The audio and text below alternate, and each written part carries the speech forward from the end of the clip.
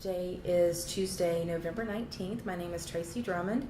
I'm director of the Southern Labor Archives, and I am in Las Vegas, Nevada with Andrea Gorman from Local Lodge 1584 out in California, and we are going to talk today with her about some of her experiences as a union member and as an activist. So welcome, Andrea, and thank you so much for agreeing to participate in this program with us today.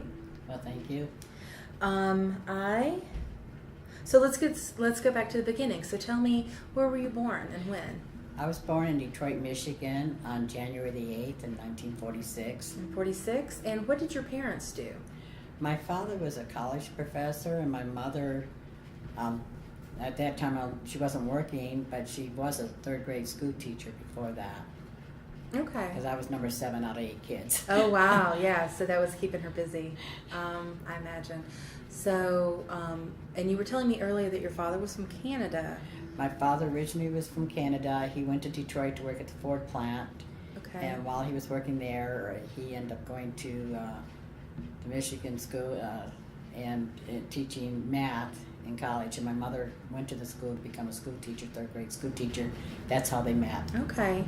And these days it might be frowned upon if a professor and a student were to maybe have more than just a traditional relationship. But so do you know if that was ever a concern or a problem for them? I mean, did she take classes from him directly, or? I actually, like I said, I was number 7 out of 8, so everything I know is hearsay. Okay, I but see. My understanding is they had great respect for each other, Oh, and good. there was no feeling of any kind other than really respect for each other. Okay. And no circumstances, everyone that knew them had respect for them as well. Oh, wonderful. Okay. And so, so what was it like growing up in a household with so many kids? We had a little bit of problems in my story there, in my past history. We ended up, my father died before I was 4, just 6 weeks before I was 4. Mm-hmm. And we were separated for a while. Okay. And it was really great to get back together again. Okay. And well, I would have to just say we were very fortunate to have each other. Okay. Well, let's talk. Do you mind talking about that a little more? Because I can't imagine being 5 years old and being separated. And so, from what I remember, you said that 4 of the kids went into an orphanage. Were you all at least in the same orphanage, or was it? Yes, we were Okay. very lucky. The 4 youngest, Okay. and like I said, I was 7 out of 8. And the twins were just older than me, and my other younger sister, Frances, with the 4 girls. We were 4 girls.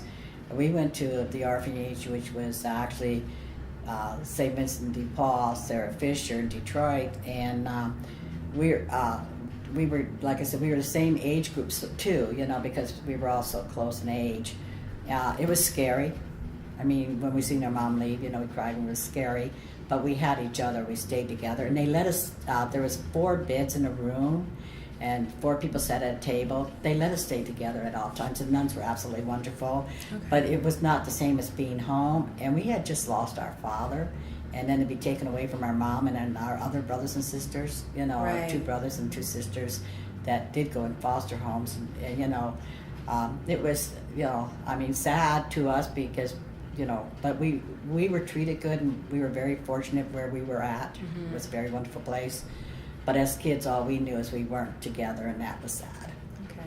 And can I ask you to maybe give us more detail about what precipitated being taken out of your home after your father? Because it wasn't immediately after your father passed my away. mom tried to keep us together, but she had 8 kids from the ages 2 to 12. Mm-hmm. And she financially could not keep us together. Okay. So, that's really, from what I understand, the bottom line is she just financially couldn't keep us together. And it wasn't until less than 4 years later, we were able to receive Social Security survival benefits. Okay. And thanks to Social Security, we were reunited with our mother. Okay. And each other. Okay. And was your mother able to visit you? Yes, my mom was able to visit us, and we were able to go home. Okay. And it was hard on her because we would cry when they take us back, and she'd say, "I'll be back next week," or whatever. Sometimes she couldn't, but But I do remember going home and you know, very happy every time we could go home, but very sad every time we went back. And what year was it when you were finally able to go home? I would have to really look that up, but I believe it was. I believe it was June of '59. Okay. Or yeah. Okay. Well, no, 55. Sorry, it was 51. It was around 51 when we went in the orphanage. Okay. So it was 55 when we went out. Okay. And everybody was able to kind of come home and come back together at the same time. Yes, the older ones that were in foster care were able to come home first. They, you know, and that. But my older brother, he was a lifeguard in Detroit, and a month before he turned 16, he drowned saving 2 people. So he wasn't there when we got home. And yeah, because we felt, you know, we didn't understand why he quit coming to see us. They didn't tell us right away what had happened. Right. That must have been hard. It was extremely hard, Yeah. but you know. It sounds very bittersweet that you were coming back together, but missing, you know, your dad was gone and your oldest brother. Right. But what a heroic way to pass if he was saving other people. Yeah, well, actually, as a child, we just, you know, we looked at the good side because, you know, it wasn't until I looked back, everything then just seemed like, you know, we were so lucky to get back together again. And like I said, at Social Security, we've seen so many other kids in the orphanage that never got to see their family being adopted out and everything else, but we at least got back together again. And the Social Security helped because y'all were able to receive a benefit. We received a benefit for the kids, and my uncle, he's provided a house for us to go live in, and that's how we were all able to get out and stay together. Well, and what were things like after that? Tell me a little bit about school and your friends and. Well, actually, I remember first we went to a public school, and it was nice in that, and then we went to a Catholic school, St. Cecilia's, for a while before we moved to Ohio. But it was pretty good. I mean, like I said, we had what we thought was a normal childhood, but we look at each other and laugh and consider there's nothing really normal about us other than the fact that, I mean, everyone's a little different, but we had the main qualities of family. Right. You know, you want to stick together, you want to be together, and good times, bad times, it doesn't matter. You want to be with each other and you want to support each other. And so, how old were you when y'all moved to Ohio? I was 14 when we moved to Ohio. My mom had remarried, and he had gotten transferred to Ohio. Okay. And so we moved to Ohio to a farm. Not all of us did. Now the older, as I said, my Pat had passed away, and my older 2 sisters, they had already graduated and from school and that, and married and that. So it was the, you know, the younger ones that moved to Ohio. Okay. And what was that like? Was that? We didn't. Yeah, no, we moved from a city to a farm. I mean, we said, well, the fresh farm air was not fresh. I mean, it wasn't kind of fresh we were respecting. I didn't like the farm life. I liked city life. So you were like at the farm. You were expected to work and help. No, do all not really. It was okay. just the difference in city living and country living is totally different. And I just like the city. I always have, and I think I always will. I couldn't wait to get back in the city, you know. Okay. And so you got there when you were 14, and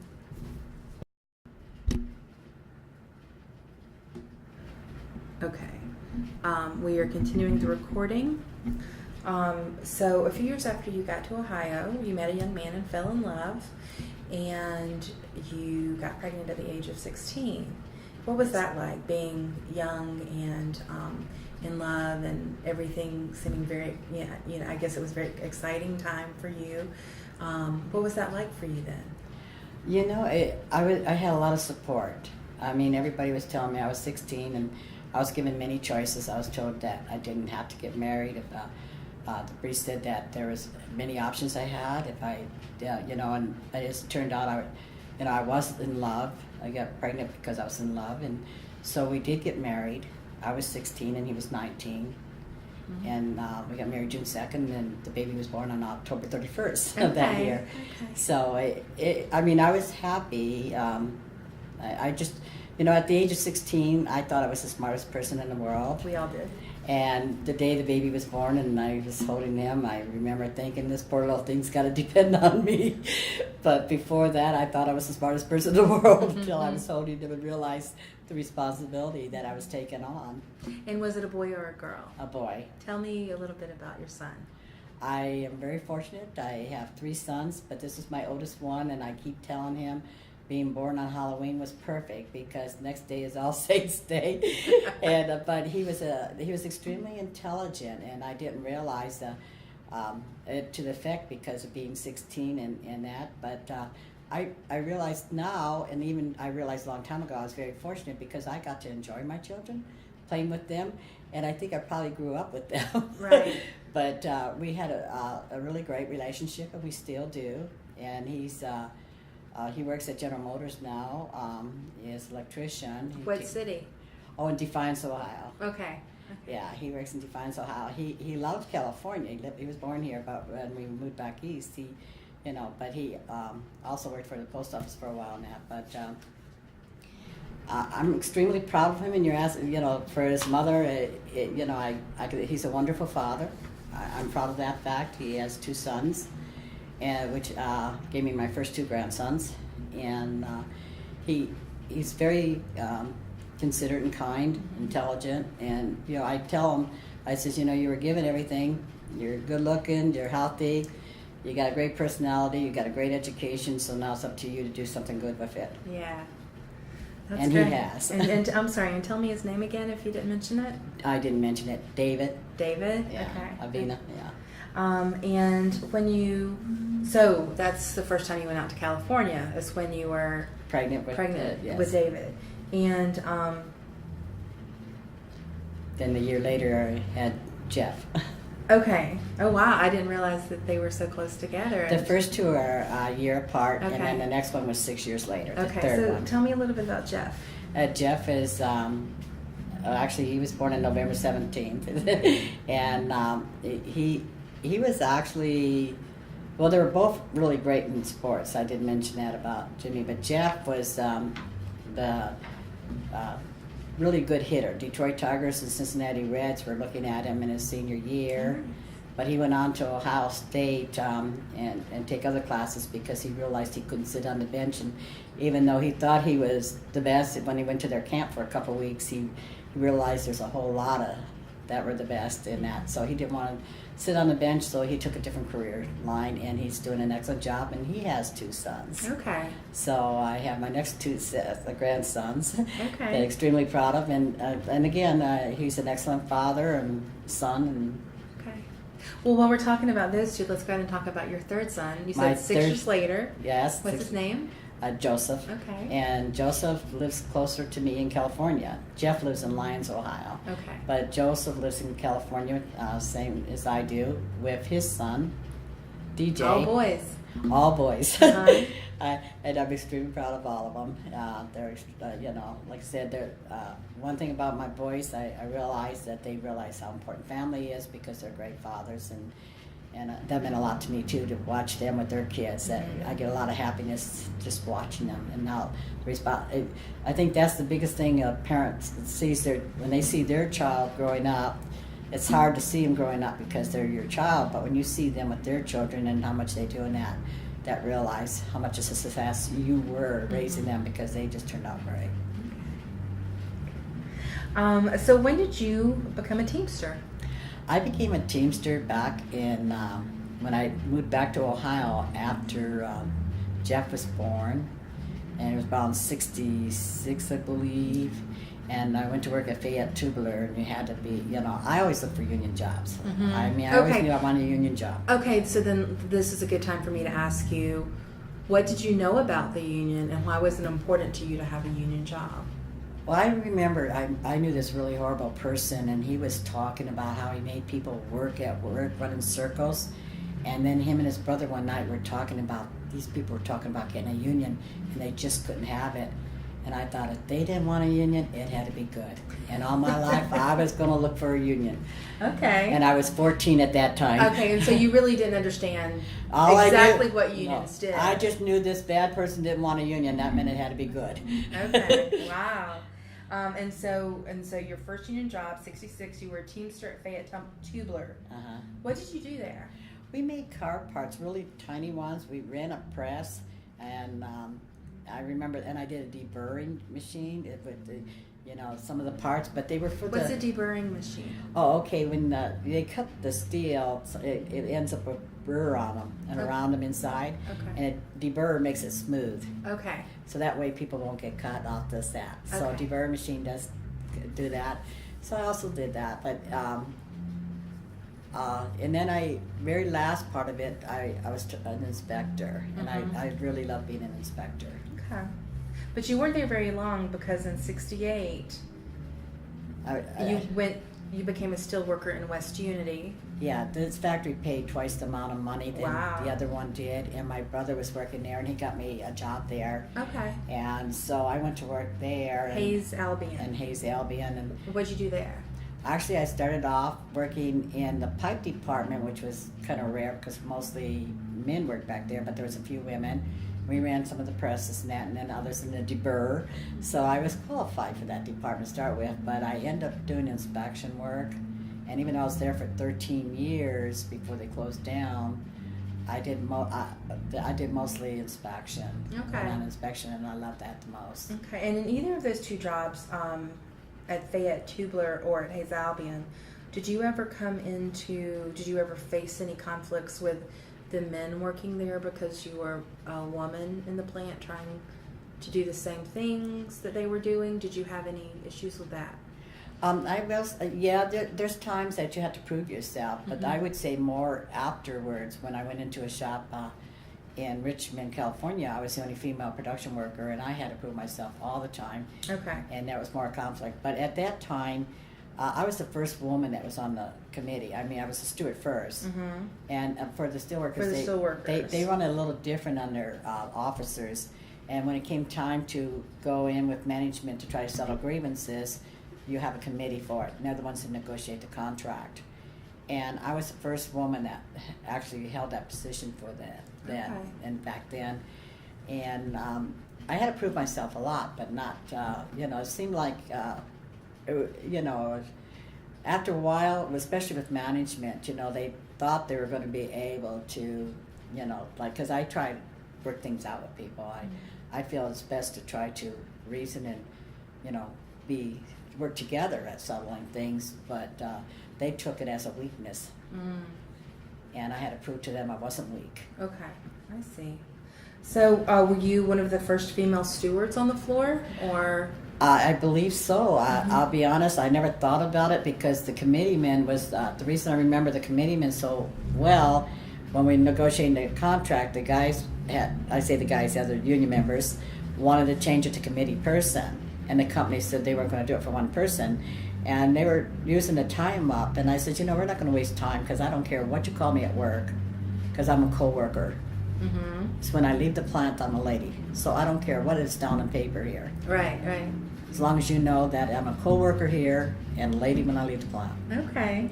And so that was more into that. But well, as you got more involved with the union, and you thought back to when you were 14 and you heard those two guys talking about, being very anti-union, did you ever think back to that and say, oh, well, I can see why they would have been threatened by a union? And did it sort of become more than you just wanting to do the opposite of what they were saying, that you really wanted to be involved? Completely, as you said. I knew because of their personality, I didn't want to be anything like them. But I realized the more I worked and I was in this environment that unions protect you. They actually work together. They recognize your good qualities. They bring them out. They encourage you to do more. And this fronting these people like this, so I realized unions were a good thing, not just because someone else didn't like them, but because they really are good. Mm-hmm. And I strongly believe that I don't care what union it is, every union is better than no union, Mm-hmm. but the machinists is the best. And so then let's talk. So you were in West Unity, Ohio, from 68 until 81, and then you headed back to California. Correct. We had a plant closure, and at this time, my older two boys, the oldest one was married and had a son, and then my other son was going to Ohio State. So the youngest son and I told him, I said, there's no work here in Ohio, and I said that, go to California and try it for 6 months, and if either one of us don't like it, we'll come back. But I'd like to go and give it a try, and he agreed. So we went to California, and we both loved it, so we're still there. So what was it like moving away from your this life you had established for yourself? And It was I had a couple sisters, and my mom were living in California at this time. Okay. And I had a couple sisters in Florida, so I had a choice where to go. But the only one I had in Ohio was my children, which is definitely important. But I realized that they were going to go on with their life as well, and I needed to support myself. I'm self-supporting at the time, and there was just no jobs. Okay. So I had to make a difficult decision. It wasn't easy, but I knew it had to be made, and I think I made the right one. Mm-hmm. So you ended up in East Bay, California, and became a machinist in 1982. Correct. And that would have just been 6 years before their 100th anniversary. Because they were founded in 1888. And your first job was at Sherwin-Williams. Talk to me a little bit about that job. Yes, my sister worked in the office there, and I didn't realize that a lot of people there working there was related. And she got me the job, but she did tell me I didn't want me to embarrass her because she worked in the office. Okay. So she got me the job, and I told her I wouldn't embarrass her, and she knew I was a good worker, I wouldn't miss work and everything, so she wasn't worried about that. She was more just worried about me becoming very active in the union because she was not a union person, and her and I would always have our disagreements on that. And so, but it was good because I was union. I was able to, and met a lot of wonderful people in the union there, and I had a great job in my opinion, and it's all because of the contract we had, and we had a wonderful rep, Bob Moffat at the time. Okay. Is that Moffatt? Correct. Okay. So tell me a little bit about your job at Sherwin-Williams. Did you have the same job the whole time you were there, or did it? Well, actually, we ran presses, mostly the women. They had the press department, and they had a can line. We made cans for paints, but also, I think, for the peanut oil or something. Okay. I remember one of those at one time. But women worked in the press department, so I was hired to work in the press department, and you ran the presses, and you checked the lids, and you packed them. On the can line was always men, but once in a while they were short, so the foreman came over and asked me, because I was a low seniority one time, told me I had to try to run the job. And he found out that I was really good at it. But I found out the men got paid a little extra, and the work was easier than the women's department. Really? Yes, so I ended up volunteering, working a lot of overtime, and I actually went back and worked in shipping even, on overtime and that. And I had to laugh because they pulled one over on us women because it was not hard at all. I mean, it didn't matter. I was happy to have the job. I was very lucky to have it, and it was different. But I found that, and I say it, when the plant closed and I freaked out what was going to happen to me, I got a better job, paid more, was easier work, and that happened every time. Really? And every plant closure, and I was in several, and I freaked out every time. But every time I found a better job, easier and better pay. Well, did you ever bring it to anyone's attention that the women were not being paid as well and doing more difficult work? Did you ever try to make that a bit of a campaign to I did it as far as the education. It says, you have to try something to know if you like it or not. You can't just look at it. Sometimes things look different than they are. So unless you try it, you really don't know. Right. And don't assume because they pay more. It's harder to find out if you run it. If you want to try, there's no reason not to try something. Right. But do you think maybe they got paid more because they were men? Well, even if the work wasn't more difficult. I believe back. You got to remember now. we have these more equal rights because of the union, and we're working with lobbying and everything, and the activists and that, making things equal. Things were not equal back in my childhood and my first working days. And I think this is part of it. We got education to find out they were, we were all good workers, we want to earn our pay, and no one wants to stir nothing up. But at the same time, hey, I want to be treated equal. I want to be paid what I'm worth. And you find out it's not just you feeling that way, that there's others feel that way. So it's easier when you're standing together, right? Because it's not just about you; it's about what's right. Yeah, but then somebody has to step out front first and say, "Hey." Yeah. And was that you? Well, it was me in the fact that I realized that the pay was there. Most of them didn't realize there was a difference because they were happy where they were at. They had a good paycheck, they were able to support and help towards the family. I always wanted, I always liked looking and learning and just getting more. And I'm not, financially, I'm getting more education-wise and find out how, like I said, unless you do it, you don't know if you like it. And I found out so many things you think you're going to like, you don't. And other things that you don't think so, you do. So you just, if you're able to, get out there and learn it. Try it. Find out. And I think I stood out because of the fact that I wasn't afraid to try something new. A lot of people are afraid to try new things. And I was never afraid to try new things. And I was never afraid to stick with the old that works good, but if you can add better to it, and I think that's where I stood out, is the fact that, and I also stood out for the fact that I didn't like anyone, bullying, they call it bullying today, where before we had to stand together, and I realized that some people needed more support than others, and I just was always there to support if I could. Okay. And I don't think it's that I was standing out for an issue, but it turns into an issue, and it turns into a lot because you just want to support everybody and make sure everybody's treated right as an individual and as a group. You keep downplaying your role. I don't think I did, and I don't think but I sort of feel like the things you just talked to me about are really sort of your blossoming maybe as an activist.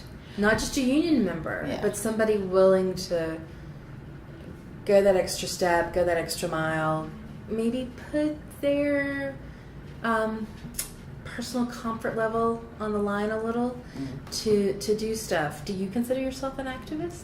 I definitely consider myself an activist. Okay. I believe in... And when did you first feel, or when did you first realize that?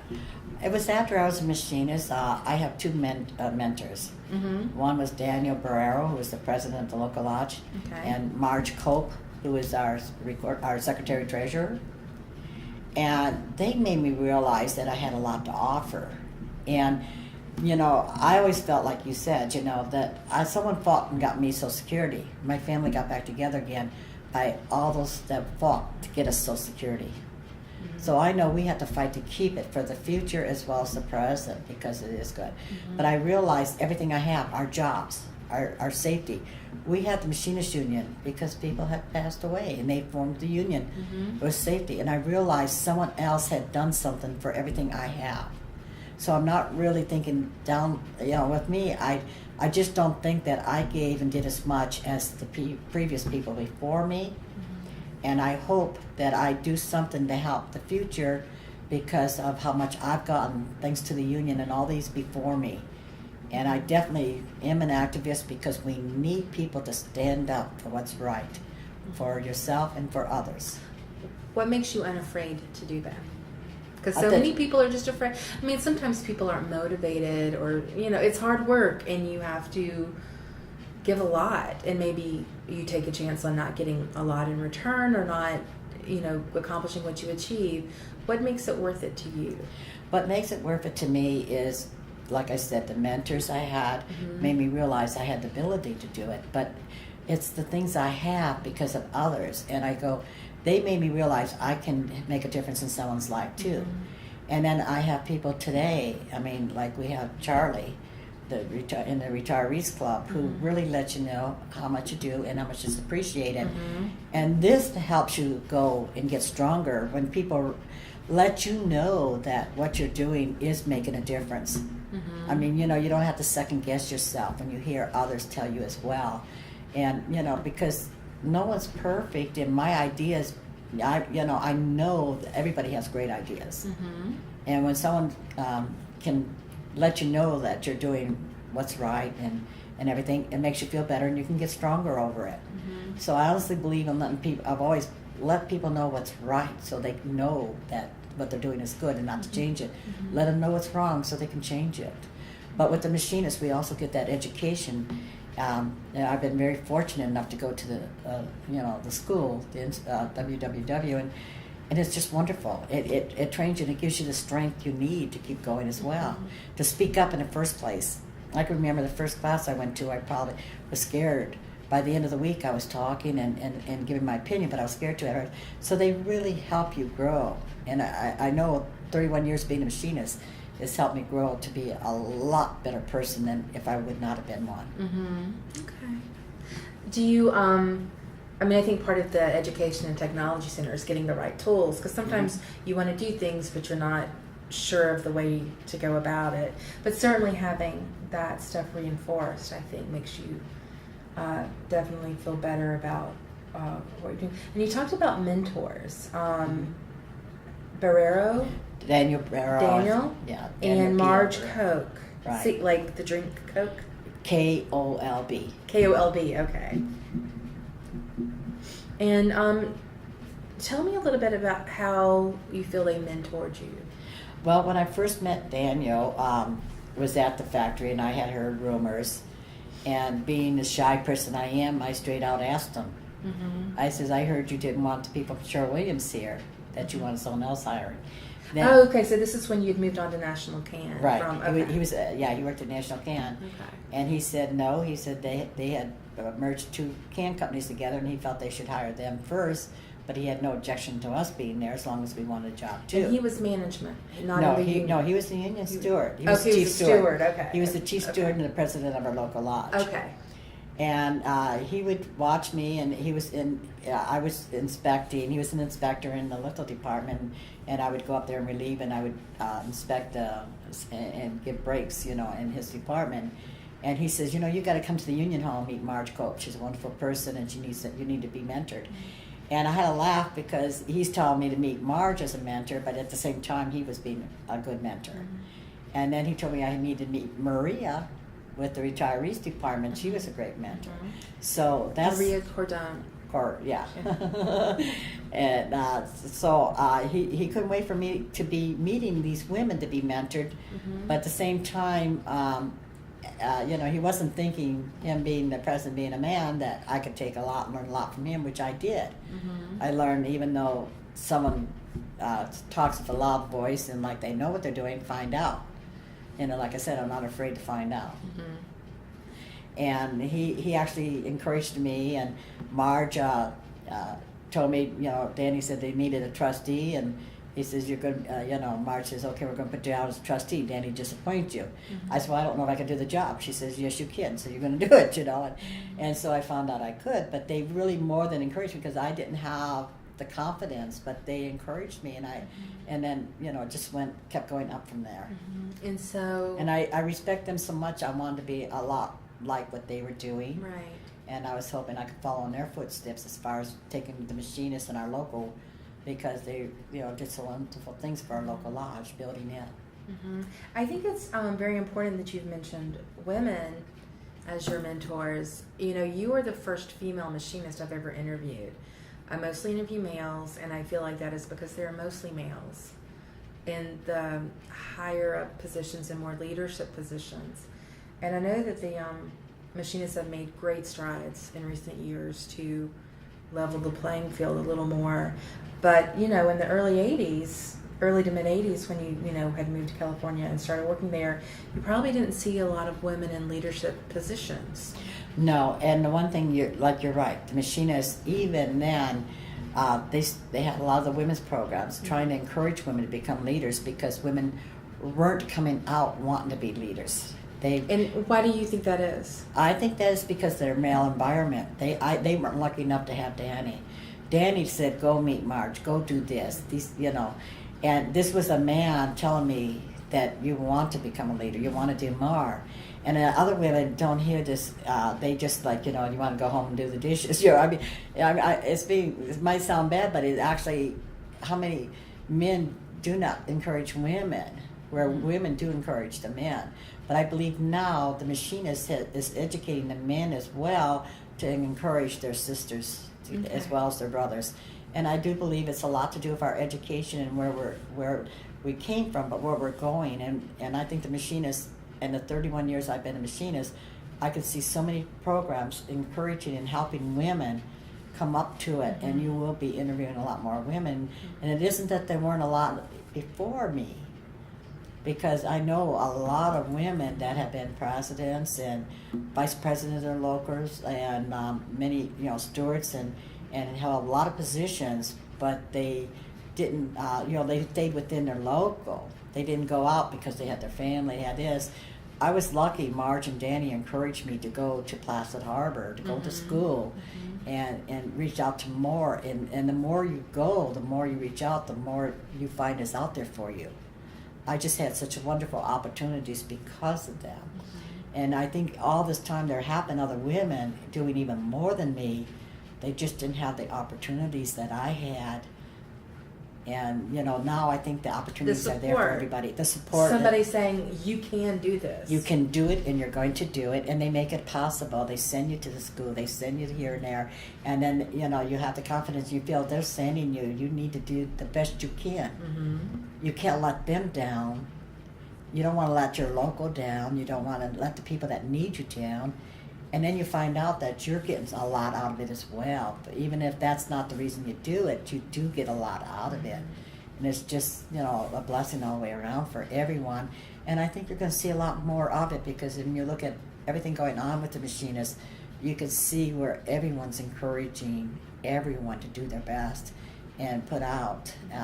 And not say the other guy can do it. Do it, jump in and help. Right. Jump in and do it. And let others join you. Never hold anyone else back. You encourage them to go further. I mean, where before, people weren't trying to encourage. Now we are. We're encouraging you. Like we have the Young Machinists now, which is a great program because we need our future. They are our future, and they need. And I think pairing them with an older machinist to be their mentor is a great way. Can you talk a little more about the program? I not totally the wisest person, except for I do know I have met quite a few young machinists now, and everyone I meet is just a wonderful experience, and I can see where even though they can learn from me, I learn from them too. It's you're learning from each other, and I can see the hope, and I really feel great because for a while, we have our businesses that want to destroy the union.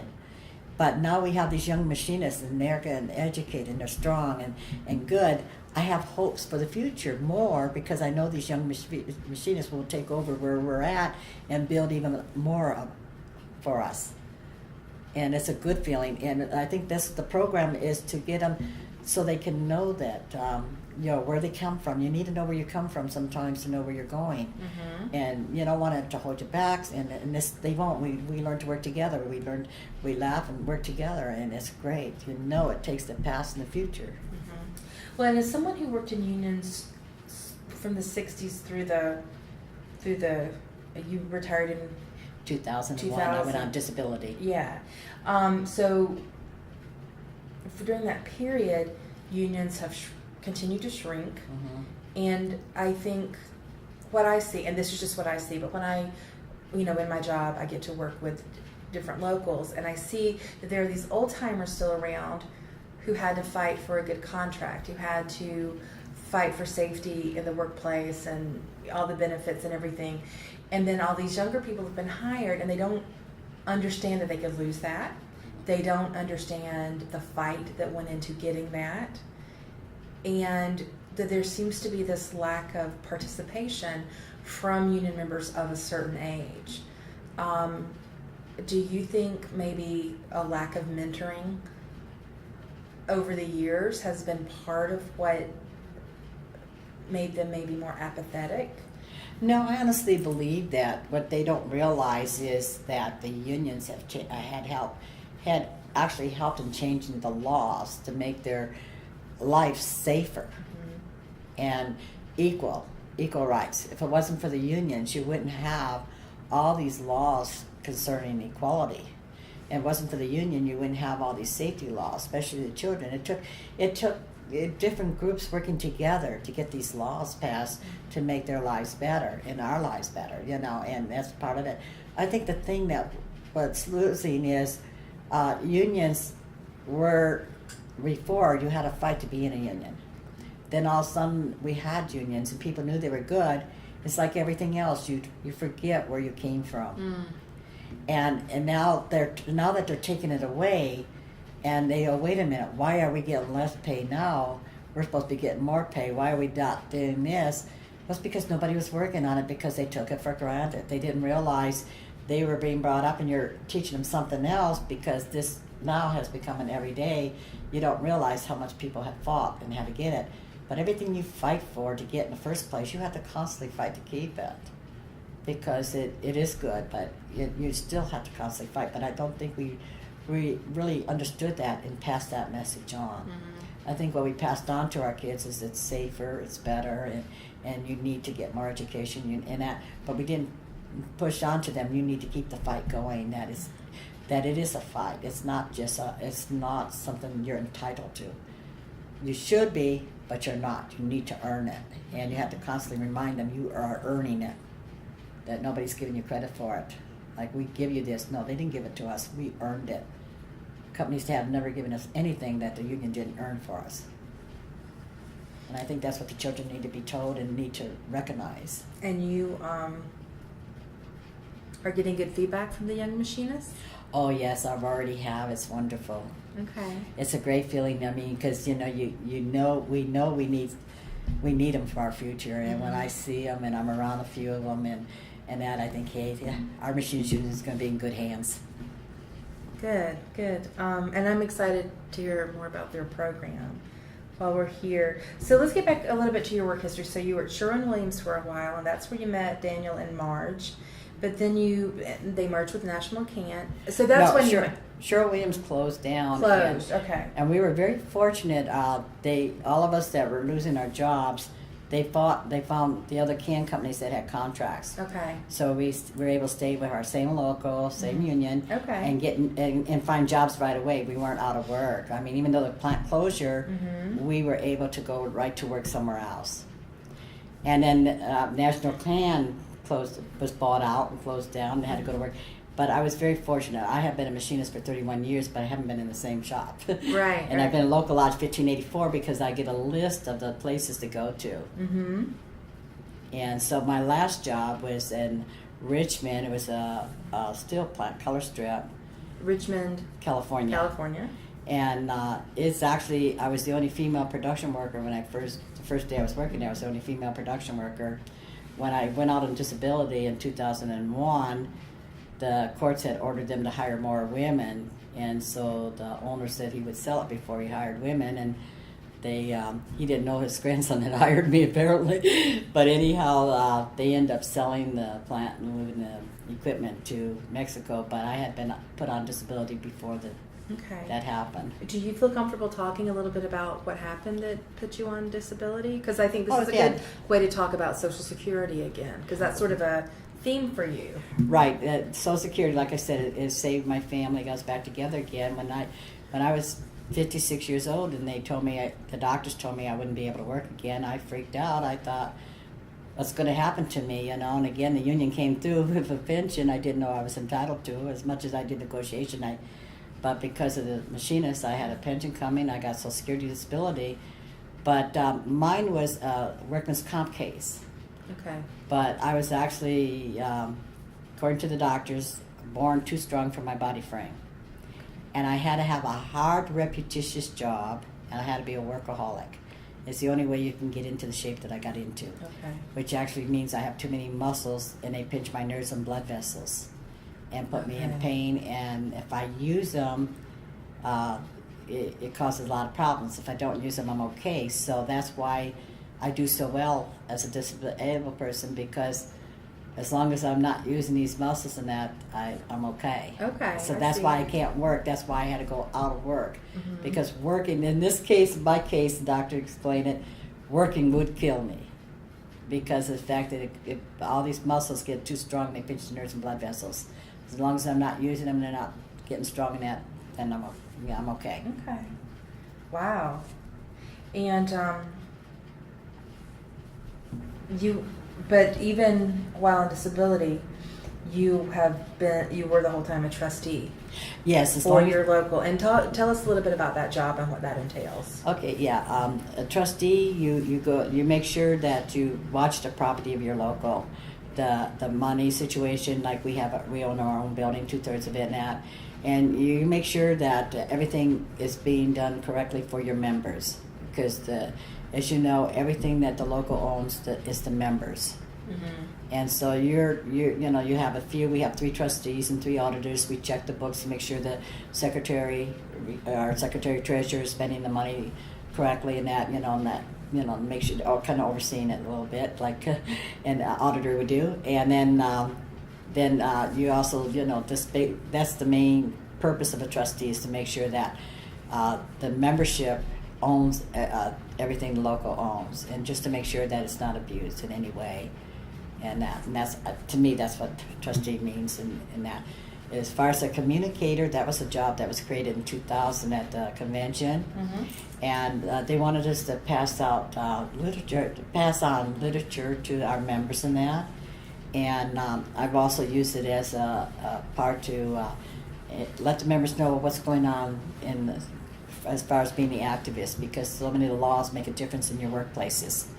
So you kind of make sure they understand what's going on, and try to encourage them to vote and be active politically in their community, and do other community services as well. Okay. So your disability didn't prevent you from holding an active No, it doesn't role. at all. Okay. As long as I don't have to work physically hard, I'm okay. Okay. So then let's talk a little bit about, let's get back to the activism.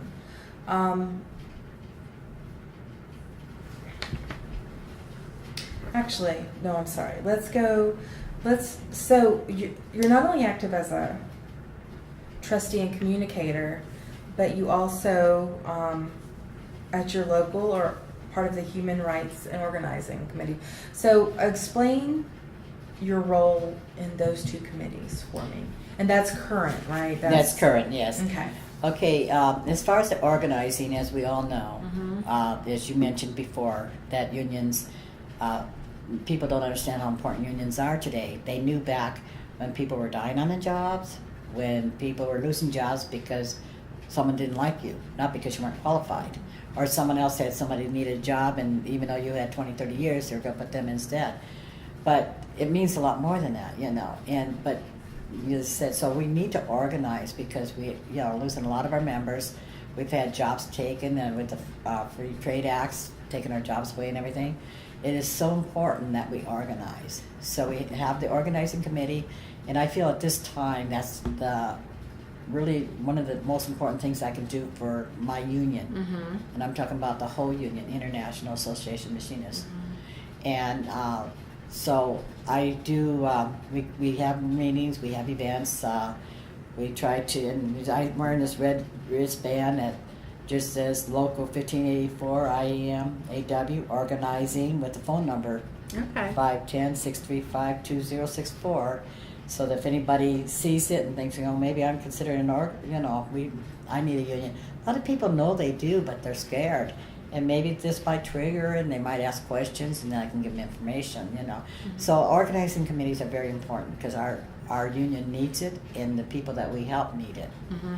So what's the makeup of your organizing committee? Do you have older and younger members on it? We do have some. Okay. We have both. I'm the oldest one. I will say that. I happen to be the oldest one on our committee, and I wouldn't say I'm the most experienced, but I am one that has a lot of experience. But we have very good organizing committee in our local lodge.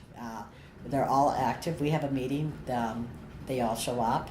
when we had a campaign going on, we could call somebody at the last minute. We were there, handing out flyers and talking to the hopefully new members that we will be having by talking to them and explaining what the union meant to us and what we could do for them and everything. So being that committee is I'm very proud to be on that committee, and with all the others on my committee. We have some that are reps and our rep and organizer.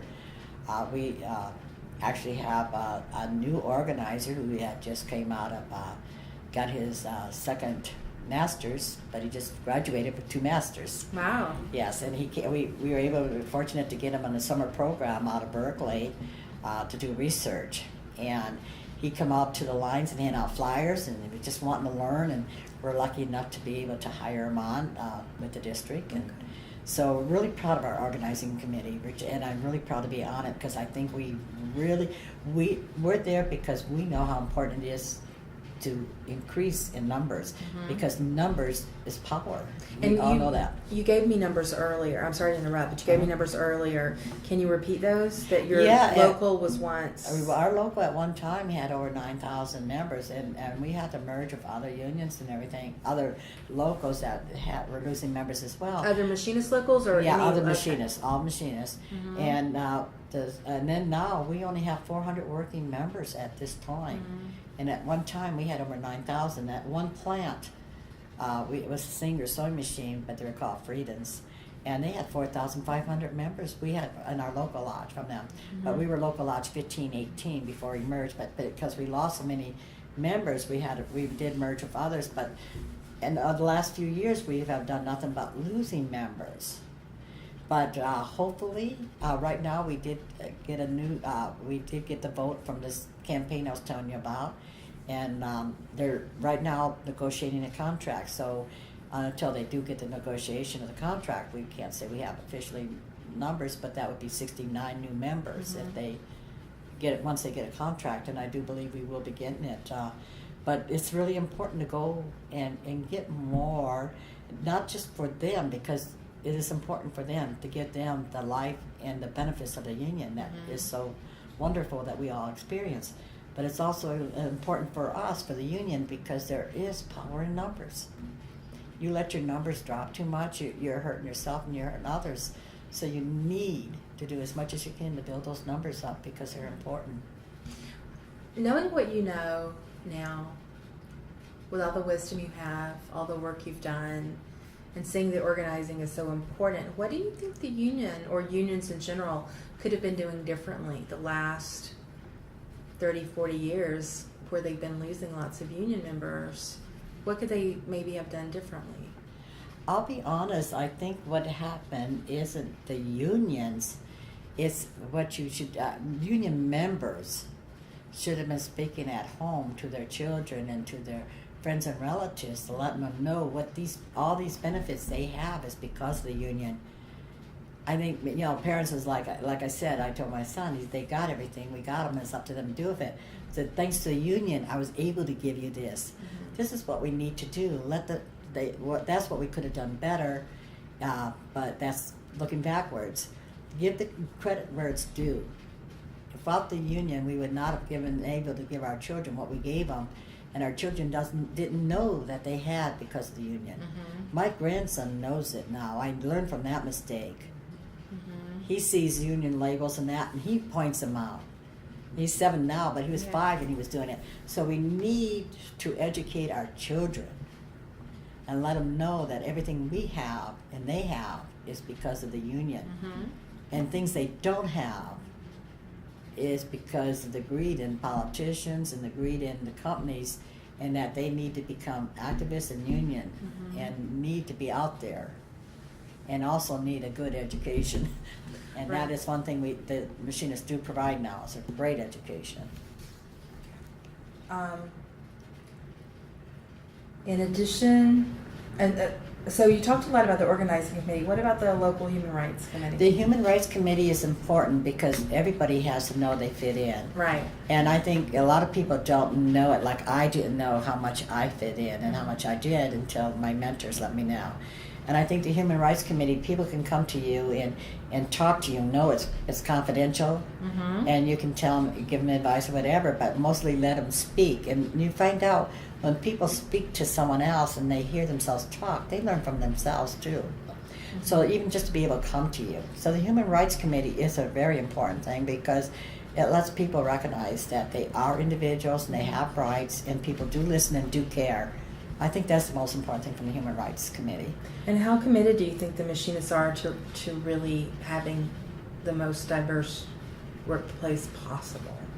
Well, you've seen how far I came, and like you said, so, and if it wasn't for the machinists, like I would not be here. I wouldn't have done so much. But the machinists were committed to me, and I had the opportunity from my local lodge encouragement as well. But I also took the advantage of that. I mean, others are afraid to take advantage; they don't know. But you really got to reach out and try. I mean, the machinist offers it. It's up to us to take it and learn and use it, and then give it back. Don't keep it to yourself. Give it back. Encourage others. You know, I mean. I was so lucky. I ran into so many people that, you know, they had learned and they shared it with me, and I'm trying to do the same. Okay. In addition to all of that, you're also a delegate to District Lodge 190. And what is the work of a delegate to the district? To the district, you know, they have the agenda just like your local lodge, where you vote on them and to see where the priorities are, the movements, you know, that are, you know, local lodges, like our members make up our local lodge. So you commit to what's best for everyone, and you try to improve it. Well, local lodges belong to the district, so you do the same. And you try to, you know, you work together, you help each other out. And if one has a strike or one's having hard negotiations, you work together, you help each other. And then you encourage each other as well. And then the gender, you know, it's just at a higher state because more people are involved, of course, and everything. But I think that's what you know, you got to make sure that again, you watch to make sure that the money's spent on the members and everything, and that it's used wisely. You listen to all that, and you know, the programs that they give and the opportunities that they offer. You know, there's many. We just did a class, an organizing class that the district put out at our local lodge last Saturday. We hosted in our hall because it was big enough to bring other locals from the district there.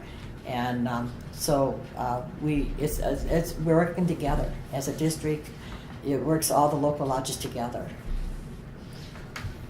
with more leadership, more knowledge to help. Okay.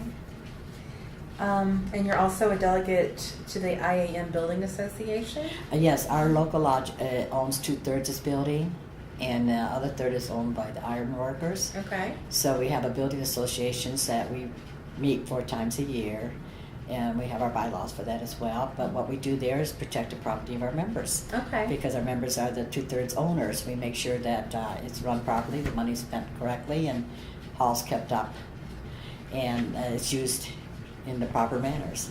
Okay. And it also says here that you are a volunteer. I love volunteering, without a doubt. There's I have found to feel really fulfilling to volunteer, and had a lot of opportunities to do so. And what are some of the things that you've done as a volunteer? The most recent one that, you know, I was very fortunate enough to be able to go to Ohio and work on, you know, education. And while I was there, I was able to volunteer my time, you know, my extra time on the Obama campaign and on other issues that were very important on upcoming election. That stands out in my mind quite a bit because it was a wonderful time, and I felt like we really accomplished a lot. And it was for the 2012 election? Yes, it was. And Ohio was a swing state. They weren't sure what was going to happen. So can you describe the scenario of all of the retired machinists sort of going in there and the work that they did? Can you tell me a little bit about that? Well, when you first, this was my first experience, and I just, you know, to myself is, you know, you think, well, you know, well, how can they, you know, I know how elections are and everything, but there were several things that were going on in Ohio that were very important, and I was really amazed at how many that lived in Ohio weren't aware of the importance and what and why. So I know we made a big difference because we were able to educate them as far as letting them know what the issues like redistricting, why it would be important, and why this person was good for us, how they voted, and how they can, for the future themselves, watch how people vote, and a lot of people, aren't aware. And as a retiree going in, it's the same thing.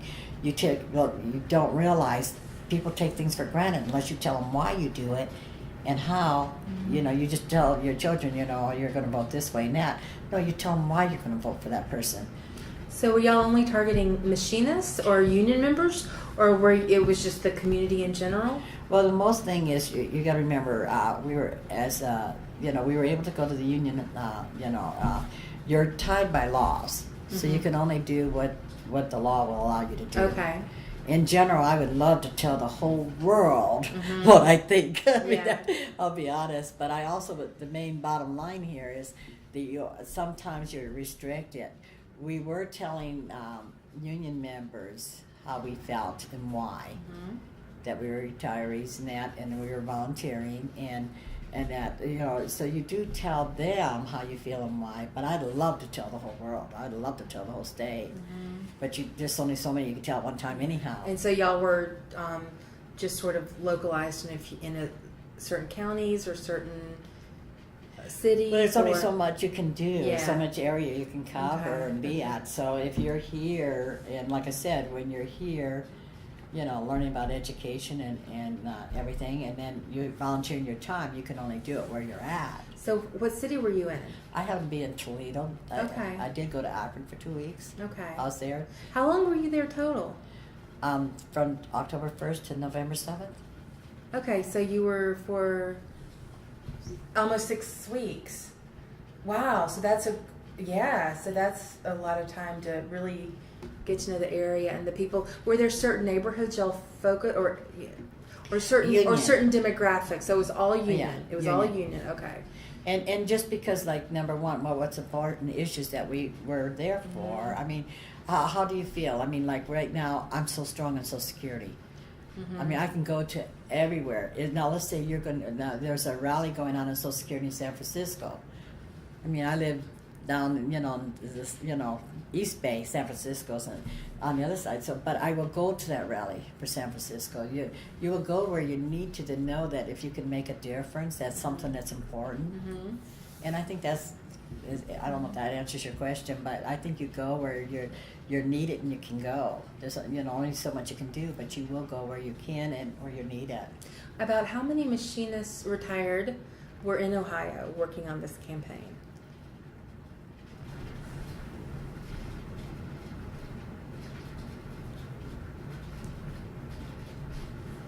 I believe around 7. 7 of you around the Toledo area, Yes.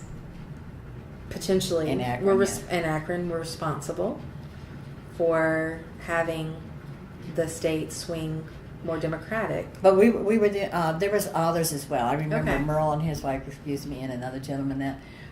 So we had, and you have your retirees that are active that you don't really realize it, but you're a retiree and you've been active and you've been that.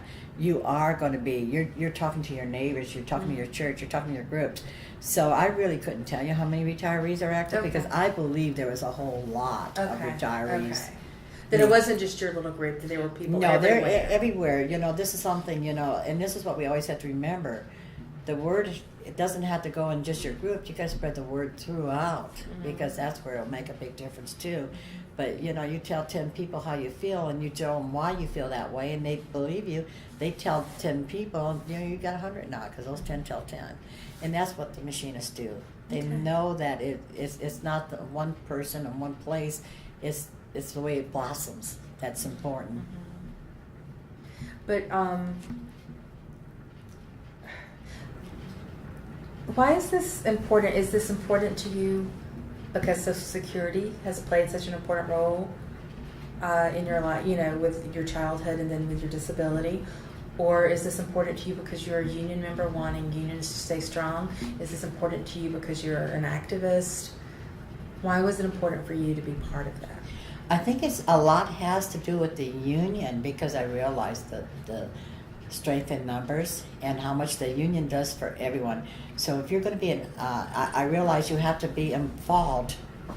You can't sit back and let everybody else do the work. You literally have to be involved, where it will make a difference with so many people. Mm-hmm. And I think that's, and it all relates. I remember, like, with organizing, first time I worked on an organizing campaign, I was surprised how much it was so much like when I was working as a delegate to Alameda Central Labor Council. And I was going out on the campaigns for, the political campaigns. Mm-hmm. And so much is all alike. It's the same foundation.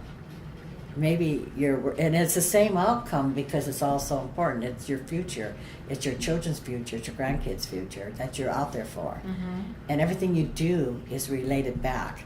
But I think the strongest thing I had in my life, and I know that has made my life a good life, has been the union.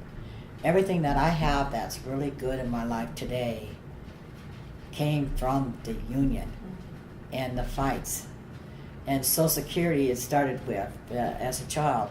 Now, I mean, everybody fighting for that, and I realized after that, everything we have, the safety for children that we believe in so much, education, healthcare, everything, the union has been involved in and send the words and message out to all their members. Mm-hmm. And that makes a difference in the long run. I mean, it's not the only thing in life. Other messages get out there, so we have to see how we can get the message out more and better at times, because we fighting bigger groups. Sorry, but anyhow, it's just so important to me. I think the union has made the biggest difference in my life. Mm-hmm. And so it's important for you to be giving back. Oh, definitely, Because you're a union member.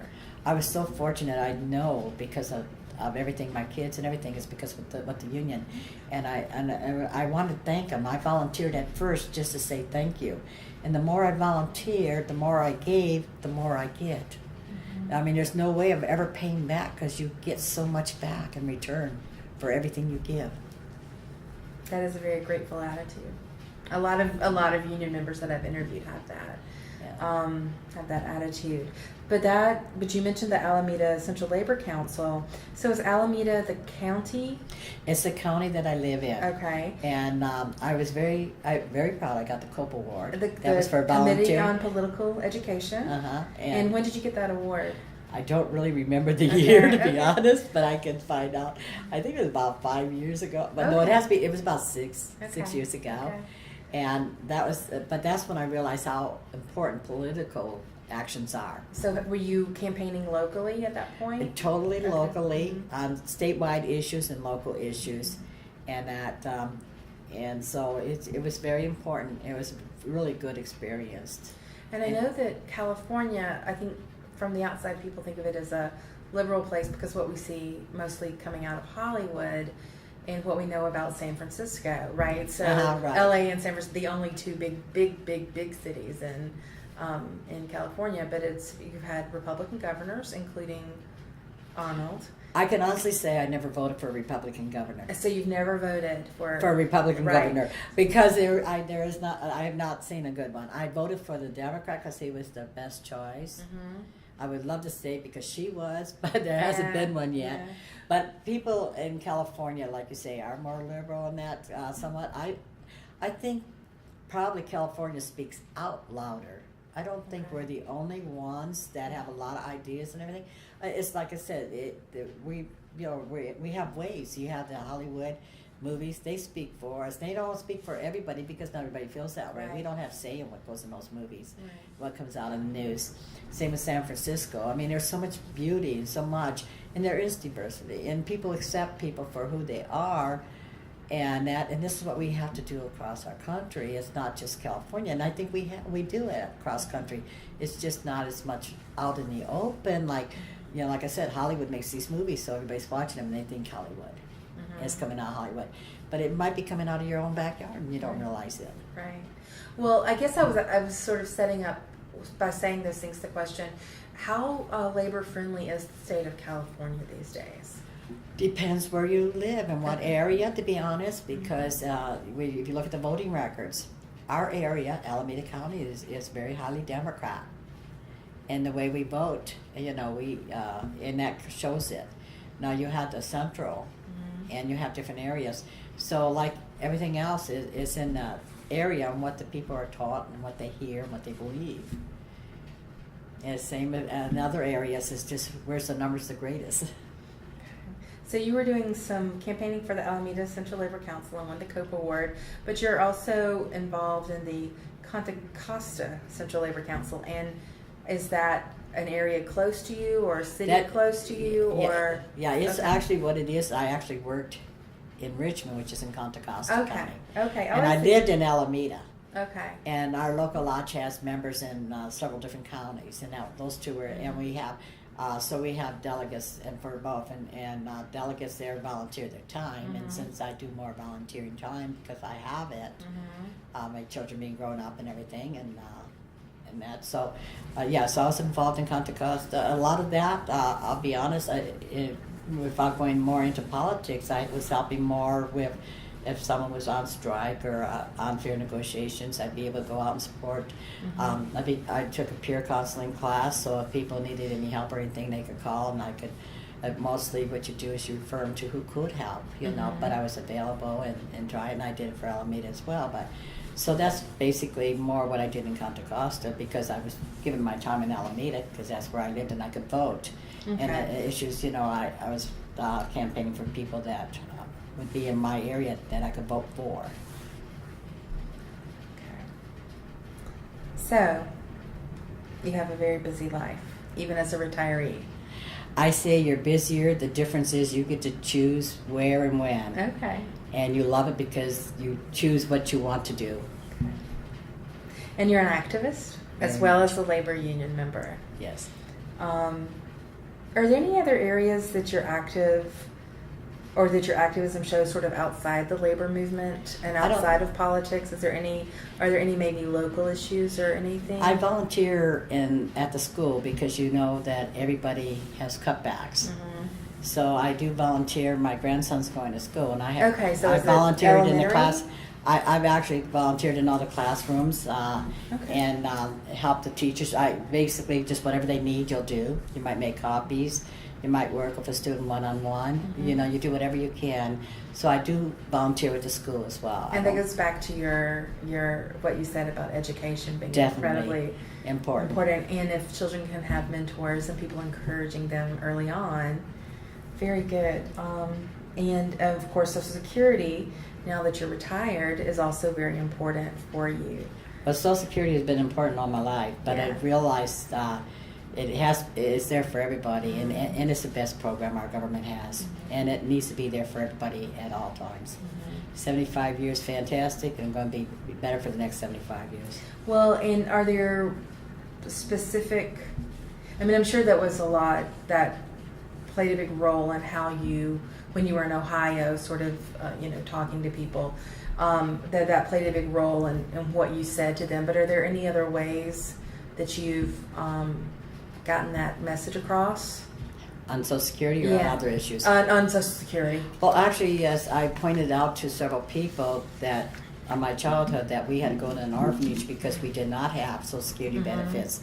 But as soon as we got them, my mother was able to, and asked them, do you really want to lose your Social Security or keep it? Think about who you vote for, who supports it and who doesn't. This is important. You got to see how they vote.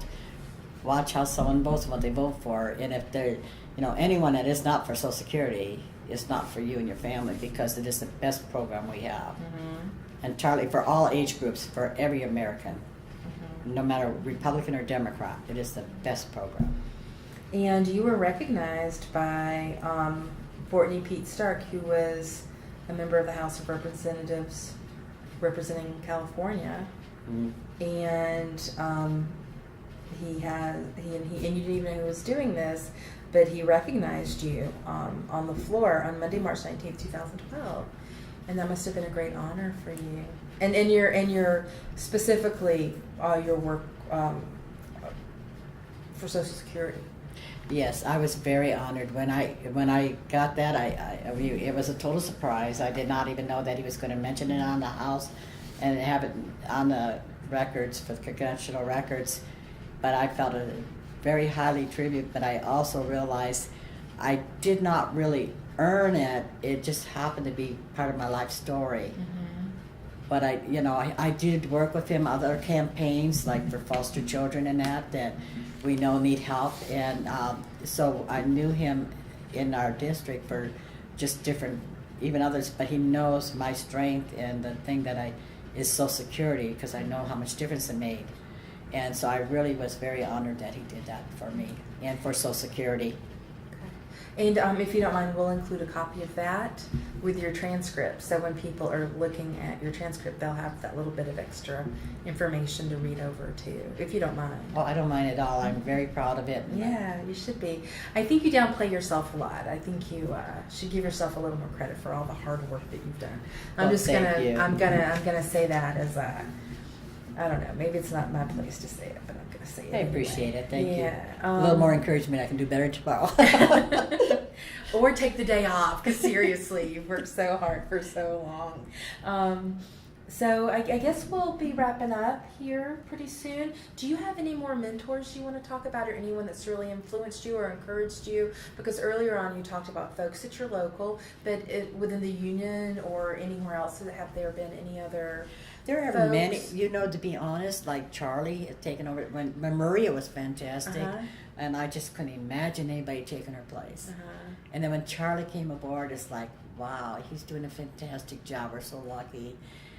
Lee Pearson was our general vice president, and when he left, I it was just interviewed Lee. and so you understand. I thought, oh, when Lee left, because Lee, I think, was a wonderful for everyone. He helped save our local and make it stronger. And then I just didn't know. And then Gary Allen is our general vice president. And he's doing such a wonderful job for all of our members. And you look around, and there are many that you don't even realize they're your mentor by watching what they are achieving and how many others are learning and getting from them.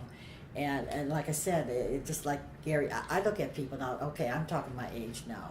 And I'm looking and I'm thinking, I see so many, and I think how lucky we are. We have so many passionate, well-educated, caring, and we're getting them moved up in positions where they can actually do some good. And it's a wonderful. So yes, I do have other mentors, and I just look at it and just see it. And there's mentors all around you. Even the children. Some of the children around you, I look at them and I see how they overcome some of the things they overcome and become so much better and stronger, and that's mentoring in a way. I mean, in my feeling. And so you have many mentors you don't know about, and they're, I listen to Tom Buffenberger when he speaks, and when he talks, it's like, oh my gosh, he's so right. And there's so many people listening and hearing, and it's going to help us. You have your mentors and don't know it. By everything they do. Yeah, no, absolutely. Well, is there anything else you'd like to say to wrap up the interview, or Union strong? I really believe in that saying, Union strong, and people just be good to each other and educate and learn. Don't keep your knowledge to yourself, and don't be afraid to learn. Well, if that is it, I will thank you very much for your time today. I hope you enjoyed the interview. I did very much. And that's it, I guess. Thank you. Thank you. You've been great.